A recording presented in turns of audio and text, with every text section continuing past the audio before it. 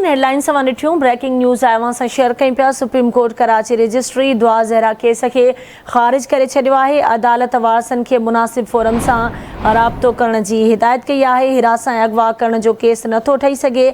Justice Sajjad Ali Shah ॿुधणी दौरान इहे रिमार्क्स ॾिना। अव्हांखे अहम ख़बर खां आगाह कयूं पिया। सुप्रीम कोर्ट कराची रजिस्ट्री दुआ ज़हरा केस खे ख़ारिज करे छॾियो। अदालत वारसनि खे मुनासिब फोरम सां राब्तो करण जी हिदायत कई आहे।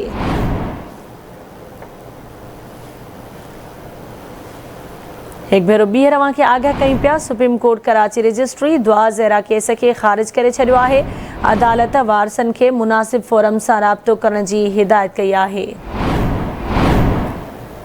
तफ़सील मालूम कंदासीं कराची मां आवाज़ न्यूज़ रिपोर्टर आमिर सुप्रो खां। आमिर, इन हवाले सां वधीक कहिड़ा तफ़सील आहिनि? सुप्रीम कोर्ट कराची रजिस्ट्री दुआ ज़हरा केस ख़ारिज करे छॾियो।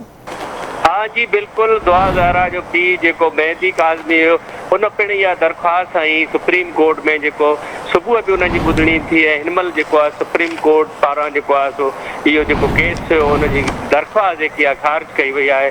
ऐं ॿिए सूरत में जेको 5 तारीख़ ते पिण ॿीहर ॿुधणी आहे। यकीनन ही जेको दुआ काज़मी सुप्रीम कोर्ट में दरख़्वास्त आई उहा सुप्रीम कोर्ट पारां जेकी दरख़्वास्त आहे उहा रद्द कई वई आहे। जी ठीकु आहे, वञ महिरबानी आमिर तफ़सील खां आगाह करण जे लाइ।